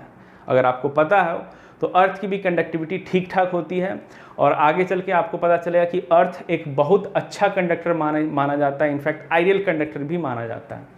तो दूसरा ऊपर वाले जो सिचुएशन में क्या था, आपके पास जो दूसरा कंडक्टर है, दूसरा कंडक्टर आपकी बार किस पे अपन लगा देते हैं, अर्थ की तरह मान लेते हैं। जैसे मान लीजिए आपके पास ये एक स्विच हो गया और ये अर्थिंग का सिंबल है, ये मतलब आपने इसको अर्थ के अंदर डाला हुआ कंडक्टिंग वायर है। तो जब अपन कोई भी चार्ज को यहाँ पे लेके आते हैं, टच नहीं कराते हैं, तो यहाँ पर क्या होता है, रीडिस्ट्रीब्यूशन होता है। मैंने आपको समझाया, इसी रीडिस्ट्रीब्यूशन को अपन क्या कहते हैं, इंडक्शन कहते हैं। ठीक है, अगले स्टेप में अपन क्या कर देते हैं, रॉड को यहीं पे रखे रहेंगे अपन पॉजिटिव चार्ज, और जिस तरीके से अगर याद हो यहाँ पर मैंने क्या कराया था, दोनों को टच करा दिया था। तो यहाँ पर भी क्या करूँगा मैं, स्विच को कर दूंगा क्लोज, स्विच को कर दिया यहाँ पर क्लोज कर दिया स्विच को। तो स्विच को क्लोज करने से क्या होगा, नीचे से इलेक्ट्रॉन आएंगे और यहाँ पर जो भी पॉजिटिव चार्ज था वो कंपनसेट हो जाएगा और आपके पास यूँ यहाँ पर निगेटिव चार्ज आ जाएगा। और फिर आप फाइनली क्या करोगे, इसको भी हटा दोगे और इसको भी हटा दोगे। तो फाइनली अगर आपने स्विच को ओपन कर दिया और उसको हटा दिया तो आपके पास यहाँ पर क्या बच जाएगा, निगेटिव चार्ज। कैसा भी आप एग्जाम्पल ले सकते हो, यहाँ पर आपके पास माइनस चार्ज बच जाएगा।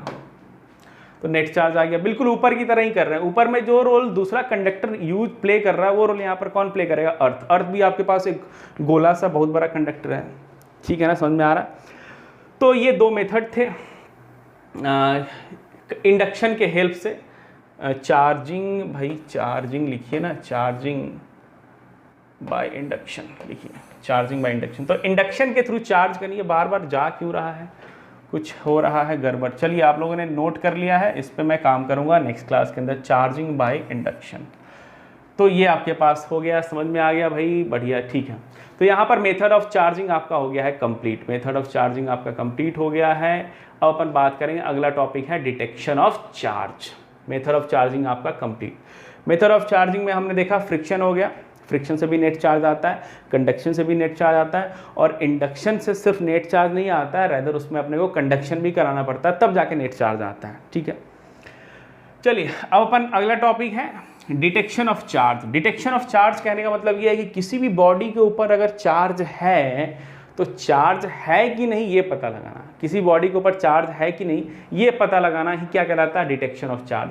देखिए चार्ज सेक्शन पहला हमने स्टार्ट कर लिया है। चार्ज के अंदर हमने क्या क्या पढ़ा है, हमने चार्ज को डिफाइन किया है, चार्ज के यूनिट के ऊपर डिस्कशन किया है, उसके बाद प्रॉपर्टीज ऑफ चार्ज देखा है, उसके बाद मेथड्स ऑफ चार्जिंग में 3 मेथड देखे हैं, और ये आपके पास detection of charge in fact last topic है चार्ज का।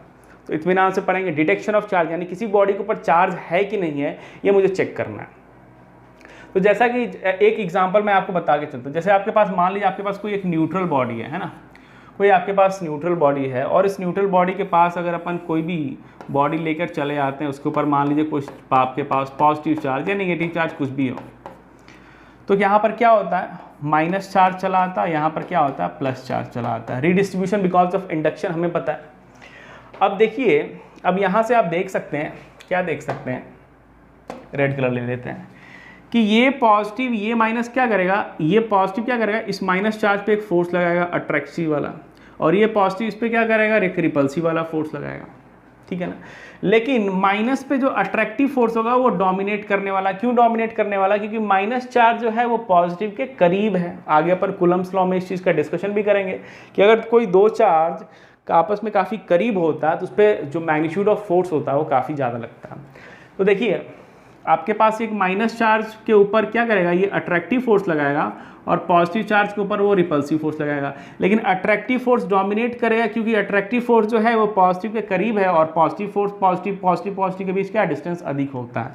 तो अगर इस बॉडी को आप फ्रीली छोड़ देते हो तो इस पर रिजल्टेंट फोर्स जो लग जाता है वो इधर की ओर लग जाता है, यानी ये इसको क्या करता है, अट्रैक्ट कर लेता है। जैसा वाला अगर आपने केस, मैंने कॉम्ब वाला आपको केस बताया, कॉम्ब वाला केस फिर से मैं आपको रिपीट करके देखता हूँ। जैसे मान लीजिए आपके पास ये कॉम्ब है, कॉम्ब क्या था, न्यूट्रल था। कॉम्ब को अगर मैं हेयर से रब करता हूँ तो कॉम्ब के ऊपर कुछ चार्ज चला आता है। ये जो चार्ज आता है वो किसकी वजह से आता है, बताइए किसकी वजह से आता है, बाई फ्रिक्शन वाला मेथड। और फिर मैं इसको पेपर के पास लेके चला जाता हूँ, पेपर तो न्यूट्रल है, पेपर पर तो कोई चार्ज नहीं था, लेकिन पेपर को ये खींच लेता है, आपस में खींच लेता है। क्यों खींचता है, यही रीज़न है।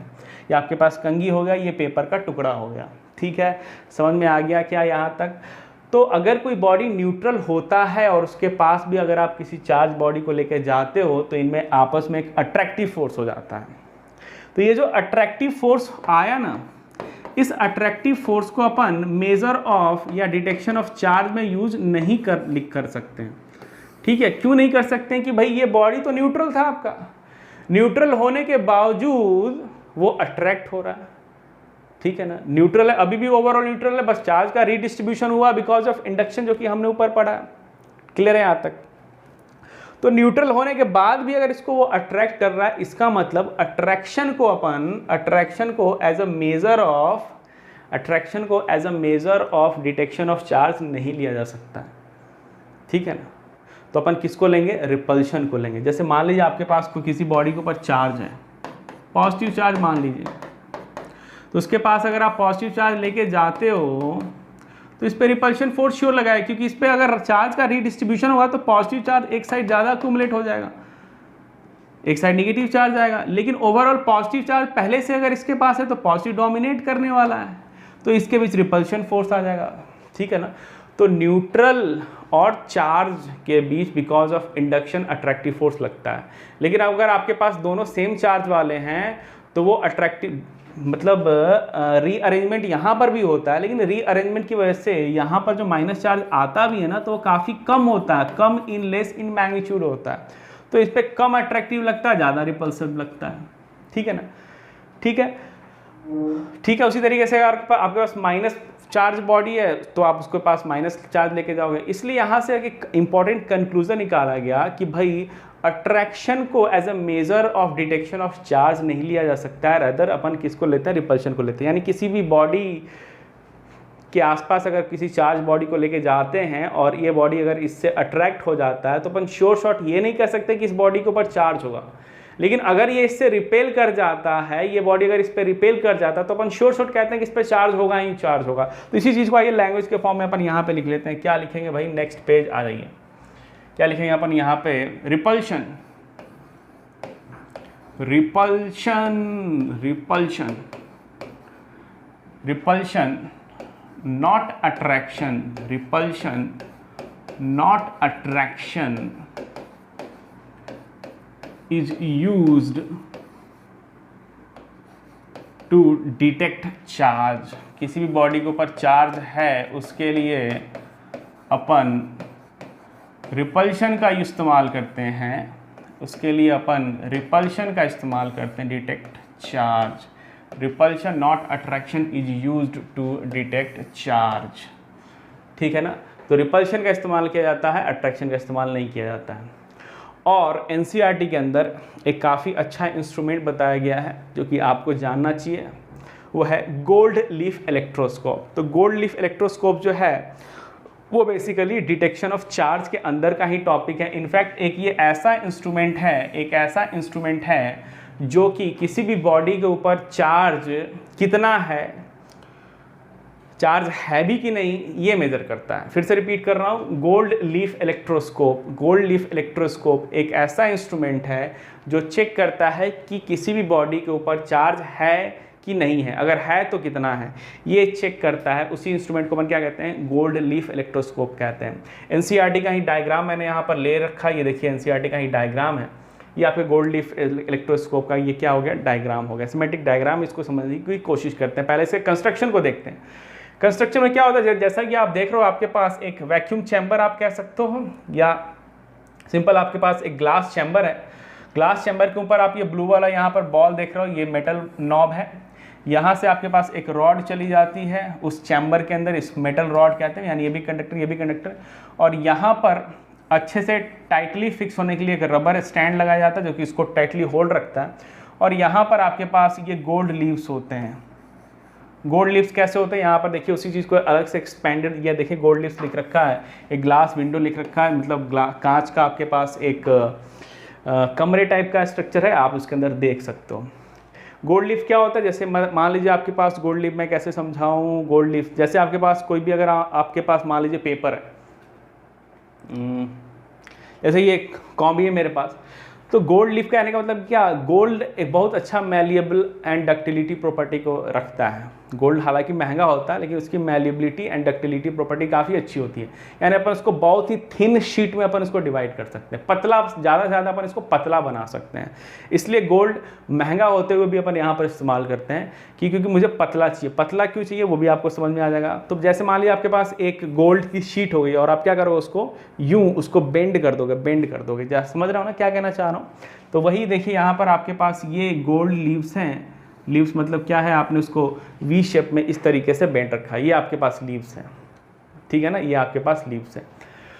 अब होता क्या है वो मैं आपको समझा दूं। जैसे मान लीजिए किसी भी बॉडी के ऊपर चार्ज है कि नहीं है, अगर है भी तो कितना, ये मुझे पता करना है। तो मैं क्या करता हूँ, जैसे इस बॉडी को मुझे चेक करना है, इसके ऊपर ऑलरेडी पॉजिटिव चार्ज दे रखा है, तो मैं क्या करता हूँ, इसके नॉब के पास, इस गोल्ड लीफ इलेक्ट्रोस्कोप के नॉब के पास मैं इसको क्या करता हूँ, यहाँ पे टच कराता हूँ। यहाँ पर जो प्रोसेस होता है वो कंडक्शन होता है, यहाँ पर जो प्रोसेस होता है वो क्या कहलाता है, कंडक्शन कहलाता है। कंडक्शन के थ्रू चार्ज जो होता है वो यूं ट्रांसफर हो जाता है और गोल्ड लीफ के पास चला जाता है। गोल्ड लीफ बहुत ही पतला, बहुत ही हल्का होता है। अब गोल्ड लीफ में क्या होता है, जैसे ये आपके पास है, तो इस लीफ के पास, लीफ यानी बहुत ही, मतलब लीफ यानी पत्ते जैसा बहुत ही पतला शीट होता है। इसके पास भी पॉजिटिव चार्ज आ गया, इसके पास भी पॉजिटिव चार्ज आ गया। अब दोनों के पास पॉजिटिव चार्ज आ गया तो वो क्या करेंगे, एक दूसरे को रिपेल करेंगे। तो क्या होंगे, धीरे धीरे ये ओपन शुरू करेंगे। अगर ज़्यादा चार्ज आएगा तो ज़्यादा रिपल्शन होगा, कम चार्ज आएगा तो कम रिपल्शन होगा, और ज़्यादा चार्ज और रिपल्शन। तो ये जो कितना रिपेल हो रहा है, यानी लीफ पत्ते के जो दो पार्ट्स हैं वो आपस में कितना रिपेल कर रहे हैं, इसी को अपन measure of detection of charge कहते हैं। ओवरऑल स्ट्रक्चर को अपन गोल्ड लीफ इलेक्ट्रोस्कोप कहते हैं। समझ में आ गया, गोल्ड लीफ। अब देखिए जितना पतला होगा इतना ज़्यादा मूवमेंट होगा। अगर मैंने कोई हेवी ऑब्जेक्ट ले लिया है ना, कोई मोटा ऑब्जेक्ट ले लिया, तो उसका वेट ही डोमिनेट करने लगेगा, वो थोड़ा सा हिलेगा, थोड़ा सा आपको दिखेगा भी नहीं कितना हिल रहा है। तो इसलिए आपको क्या चाहिए, पतला चाहिए। मैलिएबल और डक्टिलिटी प्रॉपर्टी गोल्ड की बहुत अच्छी होती है, अगर आपने याद किया होगा कैथोड रे एक्सपेरिमेंट वगैरह भी अपन याद है ना, इलेक्ट्रॉन का, प्रोटॉन का, न्यूक्लियस का डिटेक्शन वगैरह, वहाँ पर भी अपन गोल्ड लीफ यूज करते हैं क्योंकि वो काफ़ी पतला बनाया जा सकता है, जिसको डाइवर्ज करना आसान काम है। तो ऑल्दो महंगा होता है लेकिन अपन इसी का इस्तेमाल करते हैं। और आप इसको अपने घर के अंदर भी बना सकते हो। उसका जनरल एक अरेंजमेंट दिया गया कि बस आपको एक ऐसा कंडक्टिंग सिस्टम चाहिए, बॉटल के अंदर आप रख दो, यहाँ पर कोई पतला कंडक्टर भी आप इस्तेमाल कर सकते हो। जरूरी नहीं कि आपके पास अगर कोई गोल्ड लीफ ही कोई, बेसिकली आप कंडक्टर भी इस्तेमाल कर सकते हो, बस हाँ पतला होना चाहिए। तो जितना ज़्यादा डाइवर्ज करें, जैसे मान लीजिए पहले अगर कोई चार्ज नहीं होगा तो दोनों पत्ते जो होंगे आपस में यूँ सट रहे होंगे। चार्ज थोड़ा सा बढ़ाओगे तो थोड़ा डाइवर्जन होगा, चार्ज आपने और कर दिया, डाइवर्जन और बढ़ गया। तो जो डिग्री ऑफ डाइवर्जेंस होता है, मैं यहाँ पे लिख देता हूँ, डिग्री ऑफ जो डाइवर्जेंस होता है, डिग्री ऑफ डाइवर्जेंस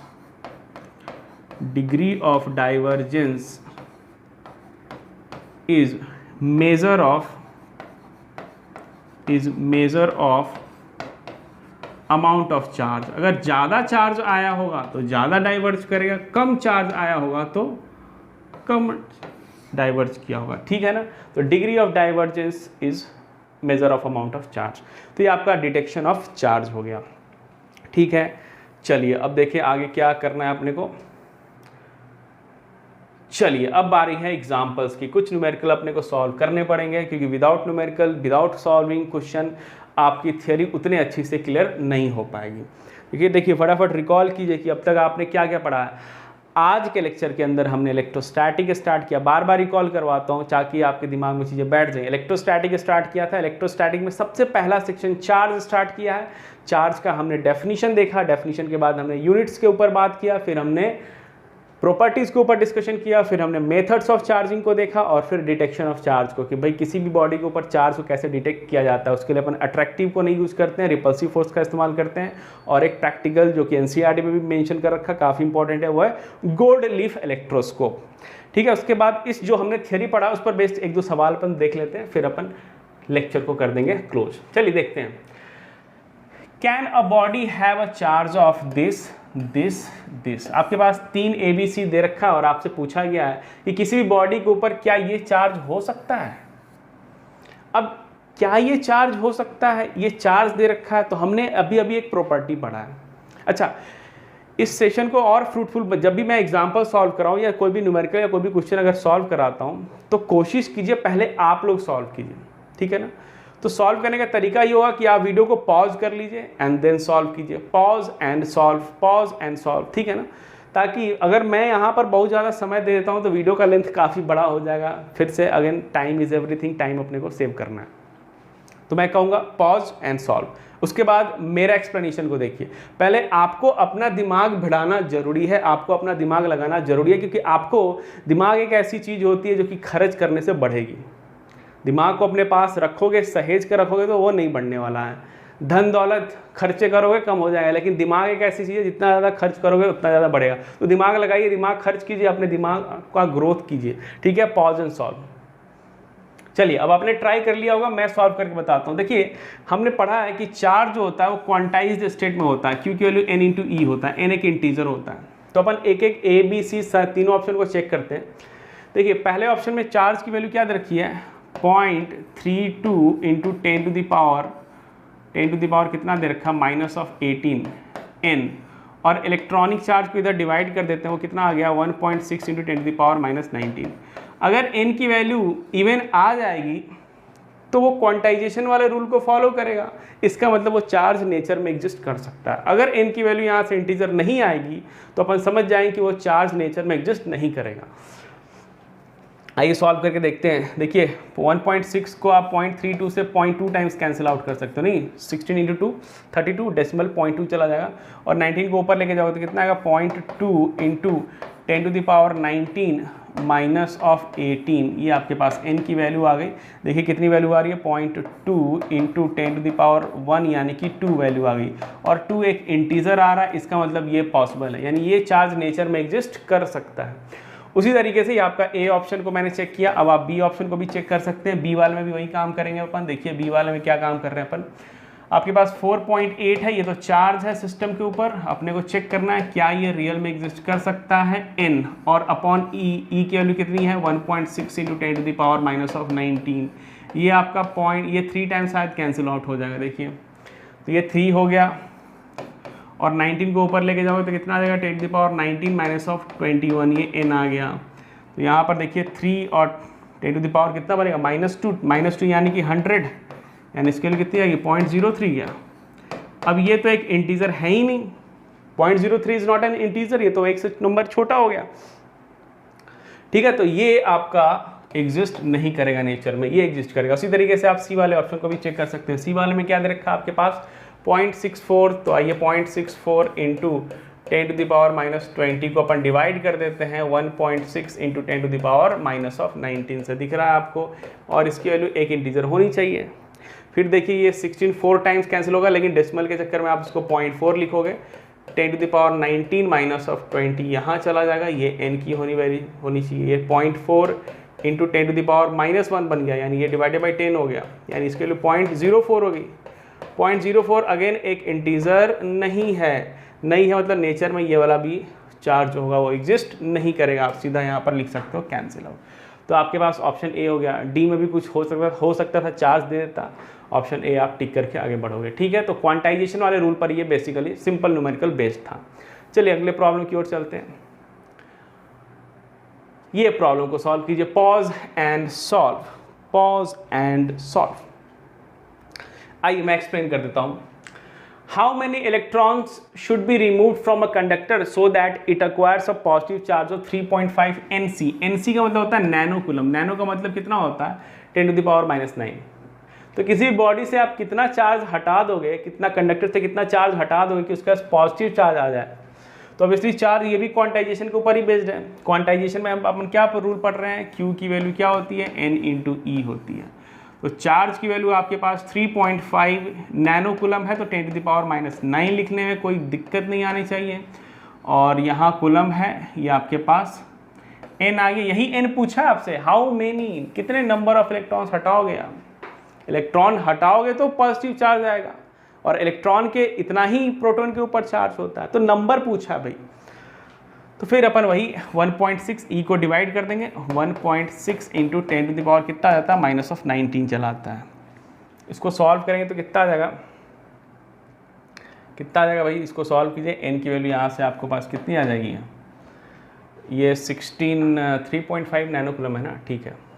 तो ये आपके पास आ गया, मेरे हिसाब से ये 2 पॉइंट समथिंग आएगा। देखिए शायद इसकी वैल्यू 2.16 2 जा 32, फिर अपन करेंगे तो 2.18 समथिंग आएगा इंटू 10⁻, ये 10 आ जाएगा। 19 को ऊपर लेके जाओगे तो 10 बन जाएगा। तो 2.18 समथिंग आएगा। इसको आप चेक कर लीजिएगा, यही एक नंबर आएगा। ऑब्वियसली आप डिवाइड कर सकते हो न्यूमेरिकली, तो आपके पास जो, मैं चीज़ों को रटता नहीं हूँ, याद नहीं रखता हूँ, ये आपका आंसर आ जाएगा। ठीक है, 2.18 के आसपास आएगा इंटू 10⁻10 काफ़ी बड़ा है, यानी यहाँ पर जो भी आएगा उसको आप मल्टीप्लाई करोगे तो एक ऑब्वियसली फाइनाइट नंबर आएगा। इसमें क्वांटाइजेशन का कोई इशू नहीं है। इनफैक्ट क्वांटाइजेशन बेस्ड मतलब ये एग्जिस्ट करता ही करता है, इस पर आपको ज़्यादा लोड लेने की जरूरत नहीं है। चलिए नेक्स्ट एग्जाम्पल देखेंगे भाई। Next calculate the number of electrons in 100 grams of CO2। भाई 100 ग्राम्स ऑफ CO2 अगर आपने ले लिया तो 100 ग्राम ऑफ CO2 के अंदर कितने इलेक्ट्रॉन है ये चेक करने हैं। तो 100 ग्राम ऑफ CO2 में पहले कितने नंबर ऑफ मॉलिक्यूल्स है CO2 को वो पता लगाते हैं।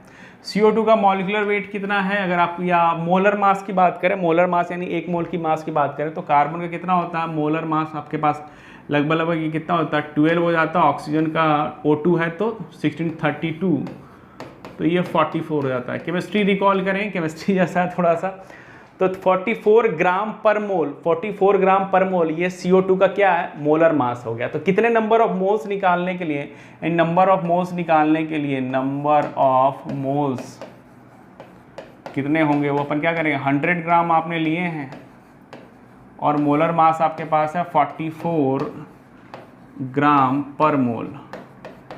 ग्राम कैंसिल, मोल ऊपर चला जाएगा। 100/44 की वैल्यू कितनी आएगी, लगभग देखिए 2.27 के आसपास रहेगी। हालांकि ये रिकरिंग होगा, लगभग आप कैलकुलेट कर लेना, यही रहने वाला। ठीक है, अब इतने मोल में कितने आपके पास CO2 के मॉलिक्यूल है वो चेक करेंगे। तो वो नंबर ऑफ मॉलिक्यूल निकालने के लिए अपन क्या करते हैं, एवोगाड्रो नंबर से मल्टीप्लाई कर देंगे। नंबर ऑफ मॉलिक्यूल अगर आपको निकालना है भाई, नंबर ऑफ मॉलिक्यूल के लिए अपन क्या करते हैं, एवोगाड्रो नंबर लगभग 6.02 × 10⁻23, और ये आपके पास 2.27, ये इतने नंबर ऑफ मॉलिक्यूल्स हो गए भाई। और एक मॉलिक्यूल में कितना इलेक्ट्रॉन है ये चेक करना है। तो एक मॉलिक्यूल में बेसिकली मुझे एटॉमिक नंबर देखना पड़ेगा, अब मुझे मोलर मास नहीं देखना पड़ेगा। तो कार्बन के पास अगर प्रोटॉन की अपन बात करें या इलेक्ट्रॉन की बात करें तो 6 होते हैं। ऑक्सीजन के पास कितने होते हैं, 8 होते हैं, तो 8 × 16 हो गया। तो अगर एटॉमिक नंबर की बात करूँ तो कितना आ गया, 22 हो गया, यानी ऑब्वियसली इसका हाफ हो गया। होता भी है एटॉमिक नंबर मास नंबर के लगभग आप कह सकते हो आधी वैल्यू होती है। ठीक है यहाँ तक। तो भाई इतने नंबर ऑफ मॉलिक्यूल हैं और एक मॉलिक्यूल में इतने नंबर ऑफ इलेक्ट्रॉन्स हैं, तो टोटल नंबर ऑफ इलेक्ट्रॉन्स कितने हो जाएंगे, नंबर ऑफ इलेक्ट्रॉन्स कितने हो जाएंगे, नंबर ऑफ इलेक्ट्रॉन्स कितने हो जाएंगे भाई, देखिए मल्टीप्लाई करते जाइए। 6.02 × 10⁻23 लिख लिया, 2.27 × 22 करोगे आप तो इसको कैलकुलेट करो, अप्रॉक्सीमेटली कितना आ जाएगा, 12, 20, 22, 44, 40, लगभग मेरे हिसाब से ये 3 के आसपास आ जाएगा। 3 × 10⁻25 के आसपास आना चाहिए। एक बार चेक कर लीजिएगा, मेरे हिसाब से यही आंसर आएगा। इसके अलावा कुछ भी दिक्कत आएगा तो आप मुझे कमेंट सेक्शन में बताइएगा। 3 × 10⁻25 इतने नंबर ऑफ इलेक्ट्रॉन्स हो जाएंगे अप्रॉक्सीमेटली इसके आसपास होंगे। और अच्छे से लिख देता हूँ भाई, ये हटाइए इसको।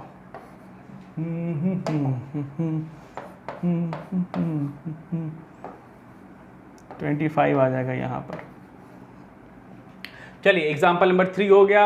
अब अपन आते हैं, ये रहा एग्जाम्पल नंबर 4। अच्छा, ये थोड़ा बड़ा लिख रखा है, थोड़ा सा बड़ा है, ठीक है। जब भी कोई बड़ा सवाल आता है तो अपने को घबराने की ज़रूरत नहीं है, अपन उससे देखेंगे, सीखेंगे और समझेंगे। आइए देखते हैं क्या लिख रखा है। It is now believed, obviously pause and solve, पहले आपको पॉज करना है फिर सॉल्व करना है, मेरा वेट मत करना है, आपको खुद का दिमाग लगाना है। दिमाग लगा लिया होगा, उसके बाद सॉल्यूशन देखिए। It is now believed that protons and neutrons, proton और न्यूट्रॉन की बात कर रहे हैं, which constitute nuclei of ordinary matter, obviously nuclei के अंदर होते हैं proton and neutron, are themselves made of more elementary units called quarks. इसके ऊपर मैंने आपको बताया था ना, इसके ऊपर थोड़ा सा भाई प्ले हो जाए यार।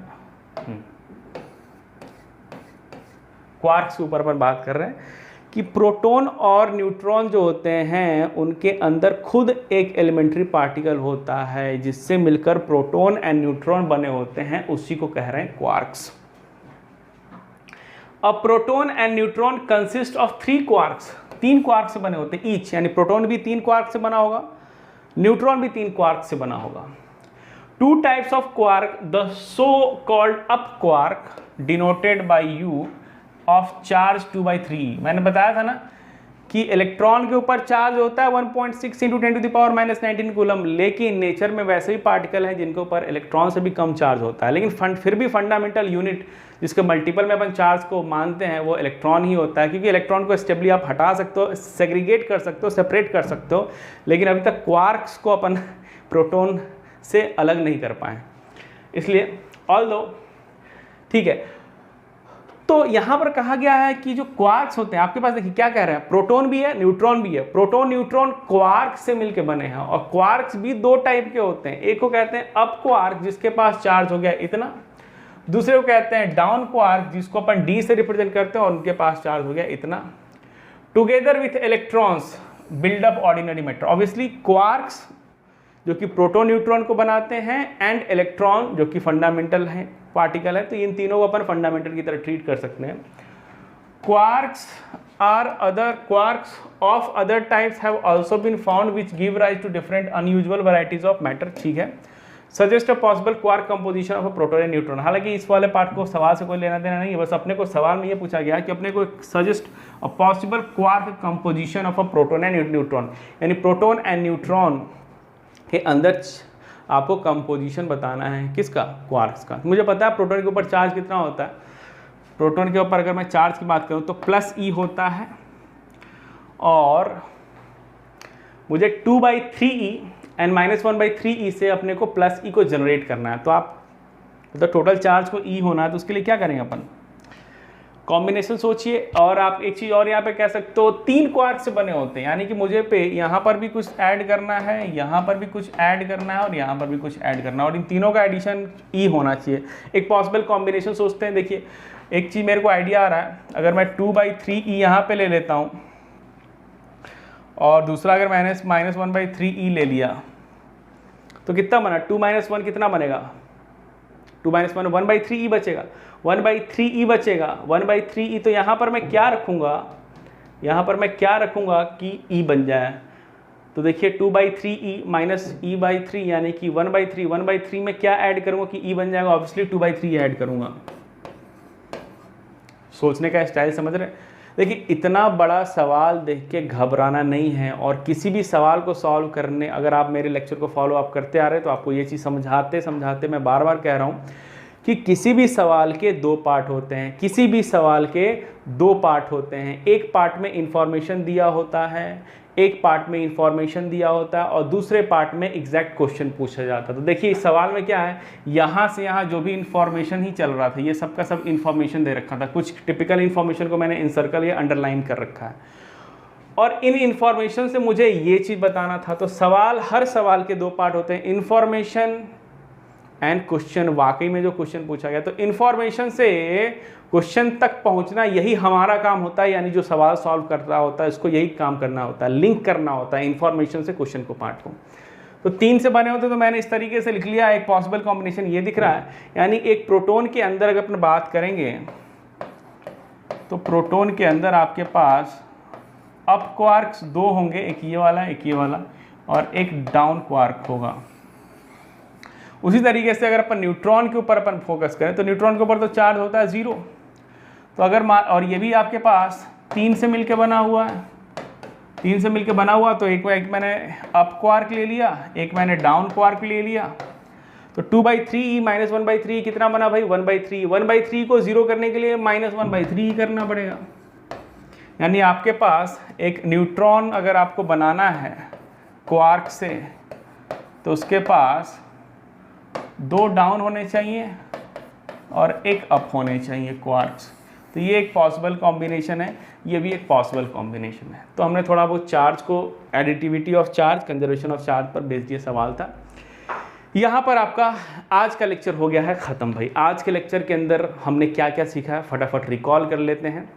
रिकॉल में देखिए सबसे पहले हमने क्लास 12th को श्री गणेश कर लिया था, क्लास 12th को स्टार्ट कर दिया था।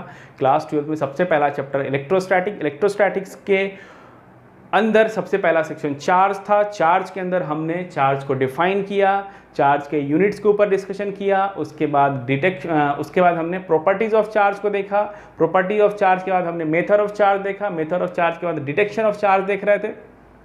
यानी 5 चीज़ों के ऊपर हमने डिस्कशन किया था चार्ज से रिलेटेड, और फिर ये कुछ 3-4 सवाल न्यूमेरिकल सॉल्व किए थे। ठीक है, तो उम्मीद करता हूँ आपको ये अच्छा लग रहा होगा, बढ़िया लग रहा होगा, और लेक्चर इसी तरीके से आते रहेंगे विदाउट एनी टेंशन। आप लोग बस अपना प्यार बना रखिए इस लेक्चर के साथ, हमारे साथ। तो आज के लिए इतना ही, और जाते जाते एक चीज़ कहना चाहूँगा, पढ़ते रहिए, मस्त रहिए, ज़बरदस्त रहिए। ठीक है।